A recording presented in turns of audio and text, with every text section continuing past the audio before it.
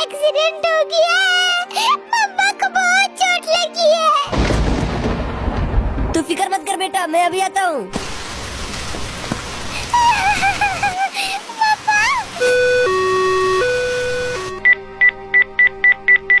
उनकी कंडीशन बहुत खराब है। अगर 24 घंटे के अंदर उनको होश नहीं आया तो उनकी जान भी जा सकती है। अगर मम्मा मेरे साथ घूमने नहीं जाती तो उनकी ये हालत नहीं होती। गलती तो मेरी है बेटा, जो मैं तुम्हें घुमाने नहीं ले गया। भगवान जी प्लीज आप मेरी मम्मा को ठीक कर दो, मुझे और कुछ नहीं चाहिए।